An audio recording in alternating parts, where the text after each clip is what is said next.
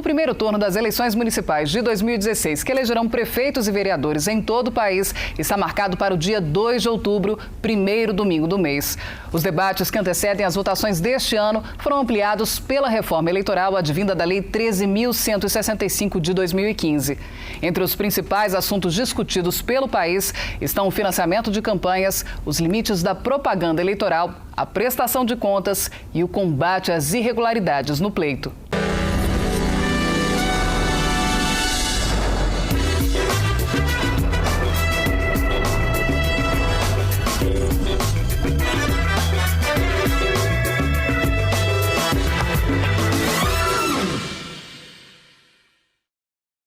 Levando em conta esse espírito de fiscalização, a Ordem dos Advogados do Brasil lançou uma campanha de combate ao Caixa 2, em conjunto com a Conferência Nacional dos Bispos do Brasil, a CNBB, e o Movimento de Combate à Corrupção Eleitoral, o MCCE. E para falar sobre esses temas, o OAB Entrevistas de hoje recebe o co-diretor do movimento, Luciano Santos. Seja muito bem-vindo. Muito obrigado. Esta vai ser a primeira eleição desde 1994 em que as empresas estão proibidas de doar dinheiro para candidatos ou partidos. Essas doações a campanhas eleitorais foram consideradas inconstitucionais pelo Supremo Tribunal Federal. Inclusive, esse entendimento partiu de uma ação direta de inconstitucionalidade proposta, ajuizada pela OAB, né? Exatamente, num entendimento de que as doações empresariais estavam causando a corrupção, né? Os escândalos têm demonstrado que as doações das empresas eram causadoras desse problema. Então, a OAB, junto com o Movimento de Combate à Corrupção Eleitoral e a CNBB, trabalharam para afastar o financiamento das empresas e isso foi graças a essa ação direta de inconstitucionalidade no Supremo. Bom, e quais são as principais vantagens dessa medida? Nós vínhamos tendo um problema muito sério no financiamento das campanhas, as campanhas se tornando cada vez mais caras e as evidências que acabaram sendo comprovadas de que as doações feitas aos candidatos eram objeto de superfaturamento em contratos com o poder público. Então, afastar o financiamento das empresas era uma necessidade para moralizarmos o processo eleitoral em relação ao financiamento, tendo agora a possibilidade somente da doação de pessoas físicas. Com essa medida agora, na sua opinião, o senhor acha que as campanhas vão focar mais no debate político do que nesse marketing eleitoral? Não, com o volume de gastos que as campanhas tinham, existia um gasto muito grande com marketing e o candidato era vendido como um produto. O objetivo dessa redução dos gastos é exatamente ter um debate mais ideológico, onde programas têm que ser apresentados e o candidato tem que ter um bom programa para conquistar o voto do eleitor. E não mais ganha a eleição aquele que mais arrecada, o que mais tem recursos na campanha. Esse é o objetivo de reduzir os gastos na campanha. Agora, por outro lado, alguns críticos dizem que você proibir as doações oficiais, legais, de empresas aumentaria o risco de Caixa 2. O senhor concorda com essa opinião? Não concordo, porque, na verdade, o que estava acontecendo, as denúncias que nós temos ouvido e que estão acontecendo, o Caixa 2 era altamente praticado e o grande volume de recursos era exatamente de Caixa 2. Então, acho que não tem como aumentar o volume de Caixa 2 em campanha. Eu acho que agora nós temos a possibilidade de ter um controle, uma fiscalização acompanhando os gastos de campanha.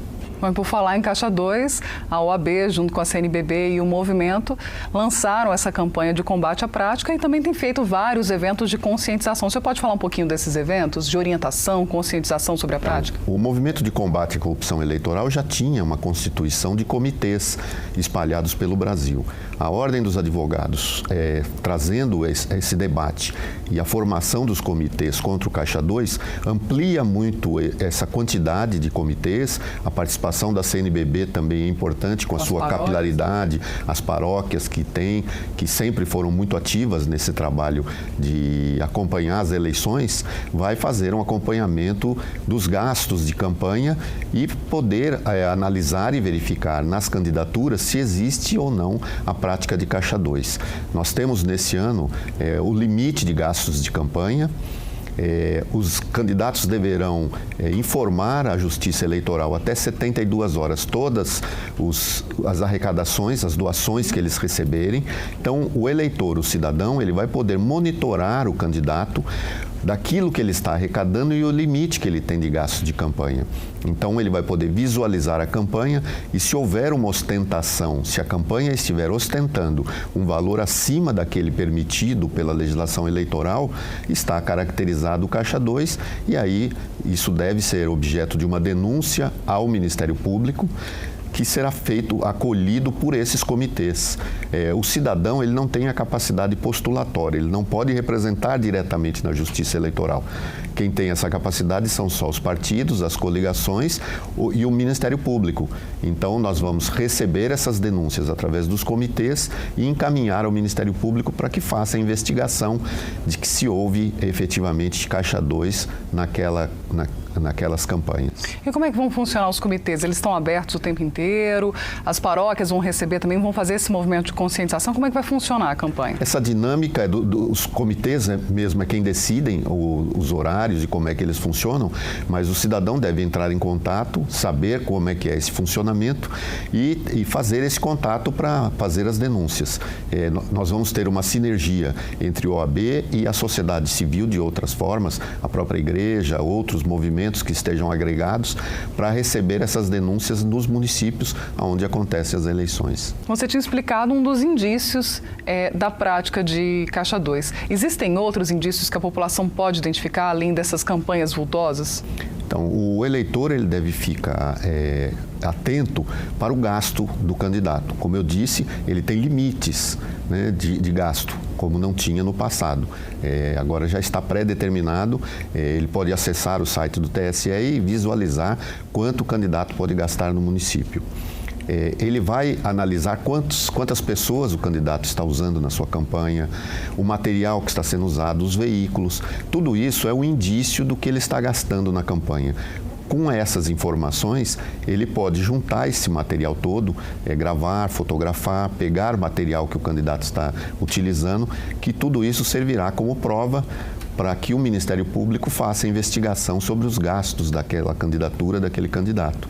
Então, essas são as formas onde o eleitor pode fazer a fiscalização dos gastos da campanha. Aliás, os gastos de campanha são assunto do nosso próximo bloco. E a Ordem dos Advogados do Brasil lançou um hot site com informações sobre a campanha contra o Caixa 2, que também é um canal para o recebimento de denúncias. O endereço é www.contraocaixa2.oab.org.br. Nas redes sociais é só usar a hashtag Contra o Caixa 2. E a OAB também lançou um aplicativo para smartphones para facilitar o envio dessas denúncias. No próximo bloco você vai ver como este aplicativo vai funcionar e mais as outras mudanças significativas nas eleições 2016. É daqui a pouco.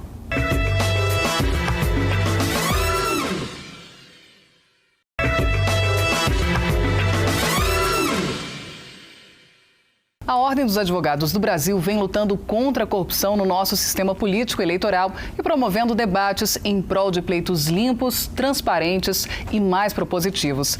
E uma das iniciativas mais recentes da OAB é a campanha de combate ao Caixa 2, em parceria com a CNBB e o Movimento de Combate à Corrupção Eleitoral, o MCCE. E o nosso convidado de hoje para falar sobre o assunto é o co-diretor do movimento, Luciano Santos.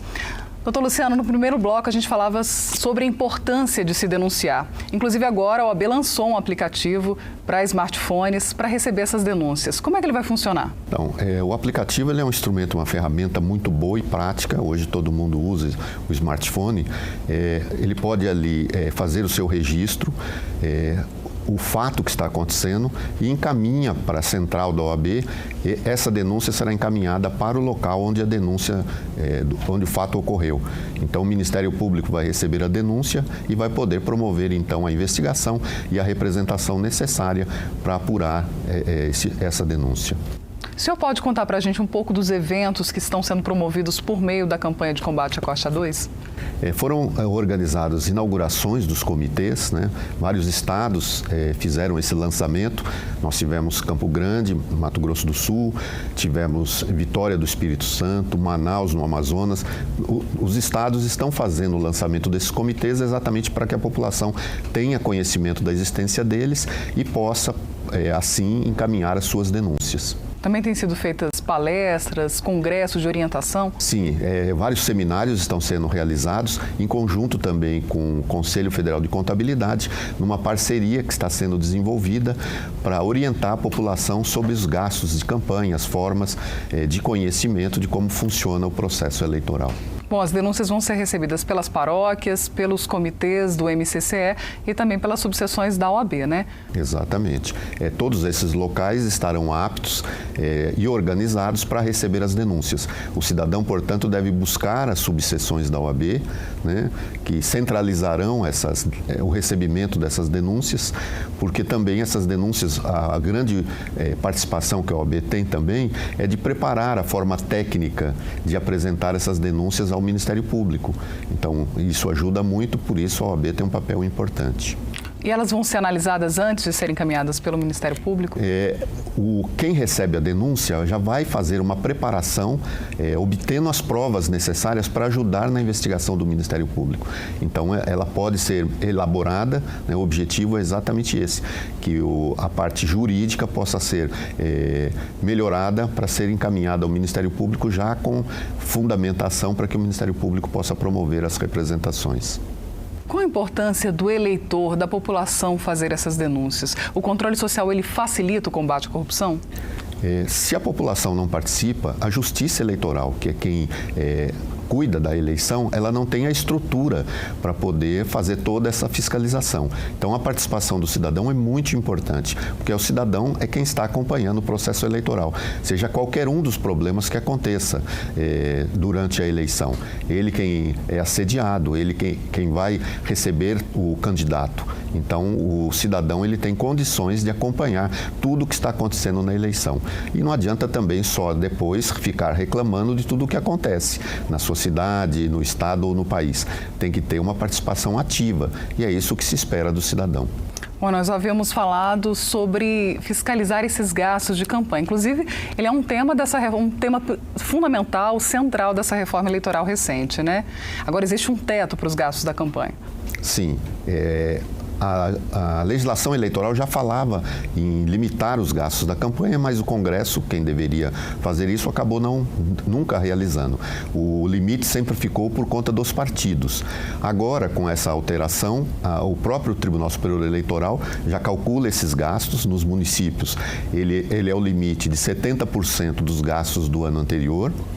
Então, isso para eleição de prefeitos e vereadores também. Prefeitos e vereadores. Então, com base nos gastos da eleição de 2012, foi estabelecido o teto, que é de 70%, e isso tudo está no site do Tribunal Superior Eleitoral. O eleitor pode acessar e verificar qual é o limite da sua cidade, tanto para prefeito como para vereadores. E com isso, ele tem condições de acompanhar o gasto do candidato, saber quanto o candidato vai poder gastar, né? E é importante lembrar também que agora nós temos o financiamento só de pessoas físicas, onde as pessoas físicas podem doar até 10% dos rendimentos brutos do ano anterior. Então, é importante também que o cidadão participe e possa apoiar e ajudar aqueles candidatos que ele considere que sejam candidatos importantes. Bom, a gente está falando de limite de gastos baseados na eleição anterior, no caso da eleição de 2012, como o senhor falou. E no caso das eleições que foram para o segundo turno, de 2012, como é que fica esse percentual? Ele também tem uma limitação de gastos, ele fica até 50% do gasto do segundo turno. Mas tudo isso já está especificado e pode ser acessado através do site do Tribunal Superior Eleitoral. E neste pleito, como é que fica a prestação de contas dos candidatos? A prestação de contas ela é cada vez mais criteriosa, o candidato tem que ter muito cuidado com os gastos de campanha, né? O eleitor também deve acompanhar essa despesa do candidato, né? Mas ele vai ter um prazo até 30 dias depois da eleição para apresentar sua prestação de contas. Então, esse cuidado deve ser tido também. Além da prática de Caixa 2, o cidadão pode também denunciar outros crimes eleitorais, né? Sim, todos os crimes que forem praticados pelo candidato, como compra de voto ou qualquer outra irregularidade, pode ser denunciada e essas denúncias serão também encaminhadas ao Ministério Público. Quais são as práticas mais comuns? Então, acho que a mais grave é exatamente a compra de votos, né? Tem também propagandas irregulares. Todas essas questões são irregularidades que comprometem a campanha e que o eleitor pode denunciar. E como o doutor Luciano já explicou, para checar a lista com os valores relativos aos gastos de campanha eleitoral atualizados, basta acessar a página do Tribunal Superior Eleitoral na internet. Essas informações estão disponíveis em www.tse.jus.br. E no próximo bloco nós vamos falar sobre os novos prazos previstos pela reforma eleitoral. Não sai daí!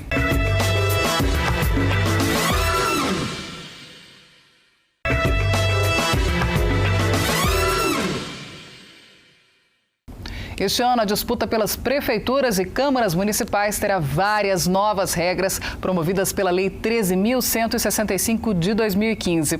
E quem está aqui conosco para falar sobre essas mudanças é o co-diretor do Movimento de Combate à Corrupção Eleitoral, Luciano Santos. Bom, essa reforma eleitoral, essa mini-reforma, provocou a alteração de alguns prazos nas eleições. Um deles é a data mínima para a filiação partidária, que mudou, né? Sim, anteriormente o prazo era de 1 ano antes da eleição, o prazo para filiação, e agora é de 6 meses. Encurtou bastante o prazo na exigência de filiação partidária. Qual que é o grande impacto de se reduzir o tempo de filiação partidária? Normalmente, os pretensos candidatos, eles têm que escolher o partido, então eles tinham 1 ano para escolher o seu partido, né? Com isso, as regras já estavam definidas há muito mais tempo. Agora, com 6 meses, isso facilita muito a vida de quem quer se candidatar. Isso beneficia também quem já tem mandato e, de repente, quer mudar de sigla? Essa é uma discussão sempre. A questão de mudança de partido é sempre um grande problema.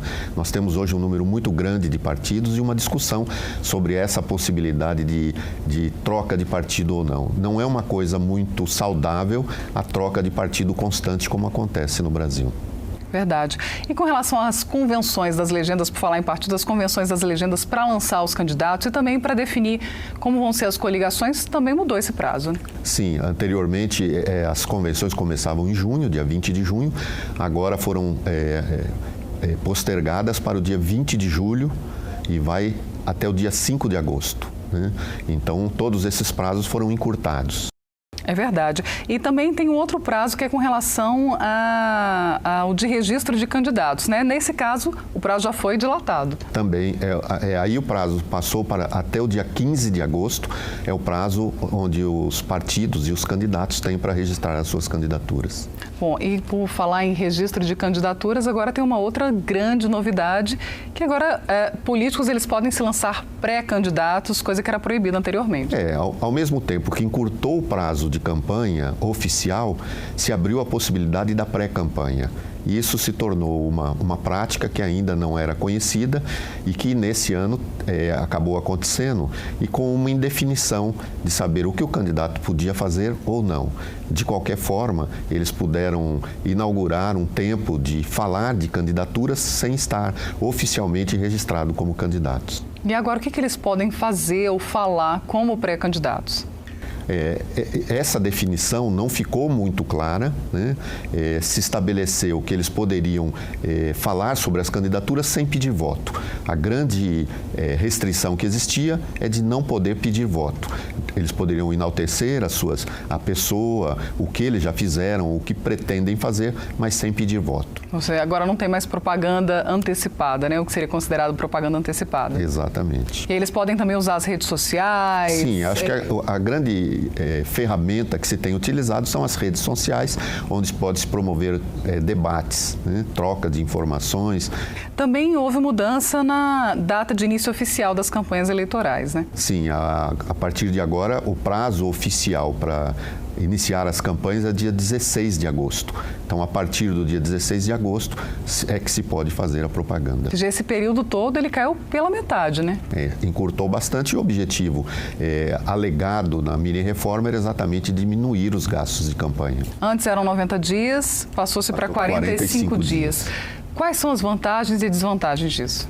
Talvez a vantagem seja de que você diminui o tempo em que os parlamentares têm que se dedicar às campanhas. Existe uma paralisação dos processos, tanto legislativo como do executivo, durante o período eleitoral. Talvez, sendo encurtado, isso possa facilitar.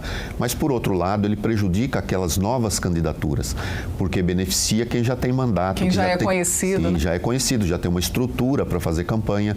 Quem está se lançando e tentando buscar alcançar um mandato tem mais dificuldades com o tempo curto dessa forma. Com a campanha eleitoral mais curta, a propaganda eleitoral no rádio e na TV também diminuiu, né? Isso também diminui o tempo de propaganda no rádio e na televisão, tudo isso com esse objetivo de diminuir os gastos de campanha. E por falar nessa reforma eleitoral, o MCCE também tem feito uma proposta para fazer uma reforma maior, né? Uma reforma política. O Movimento de Combate à Corrupção Eleitoral é responsável por 2 projetos de lei importantes.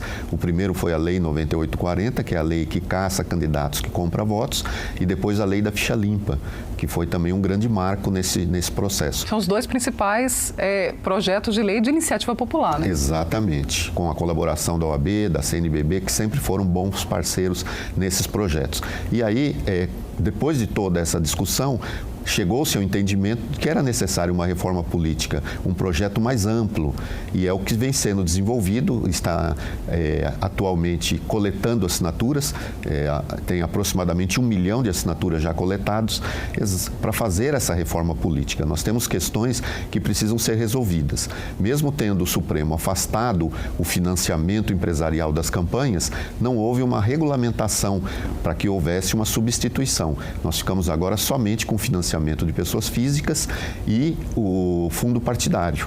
Então, essa discussão de financiamento ainda não está concluída.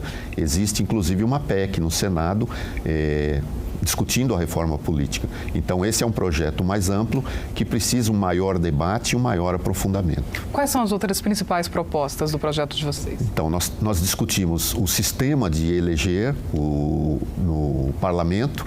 Nós temos uma proposta de 2 turnos, onde no primeiro turno nós votamos no partido e no segundo turno é que nós escolheríamos os candidatos. Nós temos a questão da paridade de gênero. O Brasil é um dos países que tem a menor incidência de mulheres no parlamento. Nós temos na Câmara e no Senado 9% de mulheres no parlamento. Inclusive, isso foi tema da última campanha do TSE, né? Exatamente, o TSE tem feito uma campanha maciça. Representação feminina muito pequena. Estimulando a participação das mulheres nas eleições. Então, esses são pontos importantes que precisam ser aprofundados para que a reforma política efetiva aconteça. Como é que o eleitor, a população pode participar desse debate junto ao movimento de combate à corrupção eleitoral? Então, nós temos no nosso site, nós temos lá o projeto, mcce.org.br. As pessoas podem acessar, conhecer o projeto, baixar o formulário para coleta de assinaturas e fazer essa coleta também na sua comunidade. E também compartilhar a ideia, né? Esse debate é um debate muito importante, as pessoas precisam conhecer, saber o que está acontecendo, porque tudo isso influencia. Hoje, no processo eleitoral que nós temos, nós votamos em uma pessoa e podemos eleger outra. Então, a questão das coligações, todas essas discussões estão nesse projeto que precisam ser melhor conhecidos e precisa ser divulgado pela população. Doutor Luciano, muito obrigada pela sua participação hoje aqui no OAB Entrevistas. Eu que agradeço, foi um prazer. O prazer foi todo nosso. O programa de hoje termina aqui, mas você pode saber mais sobre o assunto debatido hoje acessando www.contraocaixa2.oab.org.br. Muito obrigada pela companhia. Até a semana que vem. Tchau.